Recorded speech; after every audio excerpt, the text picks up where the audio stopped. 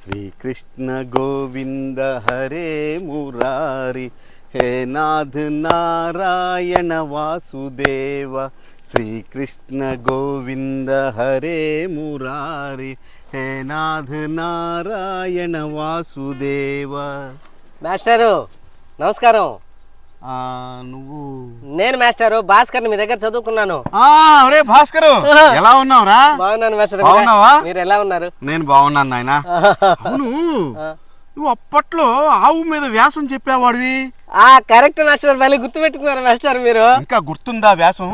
బ్రహ్మాండంగా ఇద్దరులో లేపు అడిగినా ఆవు మీద వ్యాసం కరెక్ట్ గా చెప్పేస్తాను మాస్టర్. ఏం చెప్పేవాడు ఆవు మీద వ్యాసం? మీ ట్రైనింగే కదా మాస్టరు. ఒక్కసారి వ్యాసం వినిపించరా చెవులారా. అలాగే మాస్టరు.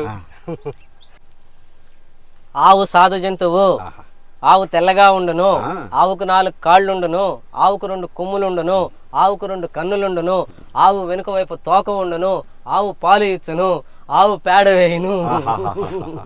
ఆవు గురించి ఎంత చక్కగా చెప్పావు నాయన.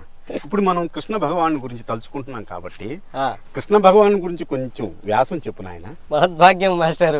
శ్రీకృష్ణుల వారి గురించి చెప్పడం అంటే వ్యాసం అది అదృష్టం నిజంగా. శ్రీకృష్ణుల వారు ధర్మ పరిరక్షణకు ఉద్భవించినారు. ఆయన లీలలు అసామాన్యము. ఆయన గోవర్ధన గిరిధారి.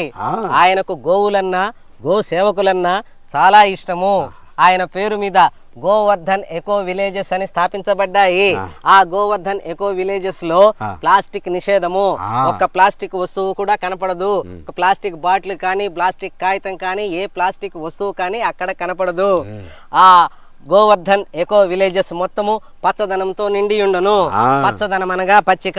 ఆ పచ్చిక మేటకు ఆవు వచ్చును. ఆవు సాధు జంతువు. ఆవు తెల్లగా ఉండును, ఆవు పాలు ఇచ్చును, ఆవుకు వెనుక వైపు తోక ఉండును. ఆవు ఏంట్రా శ్రీకృష్ణుల వారి గురించి అడిగితే మళ్ళీ ఆవు దగ్గరకు వచ్చావు? అదేంటా మాస్టర్, మళ్ళీ దీని మీద నుంచి దాని మీదకి ఎందుకు పోయింది అర్థం కాలేదు మాస్టర్. సరే నాయన, కృష్ణ భగవాన్ గురించి బాగా చెప్పావయ్యా. సరే, అది పక్కన పెడితే నీకు అమితాబ్ బచ్చన్ తెలుసా? అమితాబ్ బచ్చన్ గారు తెలియని వాళ్ళు ఎవరు ఉంటారు మాస్టర్? ఆయన గురించి కాస్త వ్యాసం చెప్పు నాయన. అమితాబ్ బచ్చన్ గారి గురించి ఓకే చెప్పు. అమితాబ్ బచ్చన్ గారు మంచి యాక్టరు. ఆయన హిందీలో అనేక సినిమాలు చేసినారు. ఆయన అనేక భాషల్లో అనేక సినిమాలు చేసినారు. ఆయనకు పెద్ద పెద్ద అవార్డులు వచ్చినవి. ఆయనకున్న ఆ ముంబైలో పెద్ద ఇల్లు ఉన్నది, పెద్ద ఫామ్ హౌస్ ఉన్నది. ఆ ఫామ్ హౌస్ లో మొత్తం పచ్చిక నిండి ఉండును. ఆ పచ్చిక మేటకు ఆవు వచ్చును. ఆవు సాధు జంతువు. ఆవు తెల్లగా ఉండును. ఆవుకు 4 కాళ్ళుండును, ఆవుకు 2 కొమ్ములుండును, ఆవుకు 2 కన్నులుండును, ఆవుకు వెనక వైపు తోక. మళ్ళీ ఆవు దగ్గరికి వచ్చావేంట్రా? ఏందా మాస్టర్, మళ్ళీ దాని మీద నుంచి దీని మీదకి ఎందుకు పోయింది అర్థం కావడం లేదు మాస్టర్. ఎటు తిరిగినా మళ్ళీ ఆవు మీదకి వస్తున్నావేంటి నాయన నువ్వు? సరే, వాళ్ళ గురించి కాదు గాని ఇప్పుడు ధోని ఉన్నాడు కదా, ఎంఎస్ ధోని, క్రికెట్. ఏంది మాస్టర్, ధోని గారు తెలియకుండా ఎవరుంటారు మాస్టర్? ధోని మీద కాస్త వ్యాసం చెప్పు నాయన. ఓహో, ఎంఎస్ ధోని గారి మీద కాసుకోండి మాస్టర్. చెప్పు. ఎంఎస్ ధోని మంచి క్రికెటరు. ఆయన కెప్టెన్ గా అనేక మ్యాచ్లు గెలిచినాడు. వరల్డ్ కప్ ను భారత్ కు అందించినాడు. T20 వరల్డ్ కప్ ను కూడా అందించినాడు.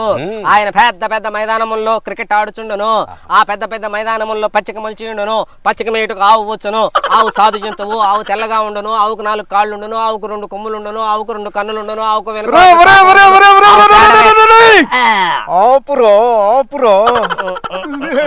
నువ్వు ఏం అడిగినా మళ్ళీ ఆవు దేవుడికి వస్తావేంట్రా? తిరుక్కుంటూ తిరుక్కుంటూ తిరుక్కుంటూ తిరుక్కుంటూ.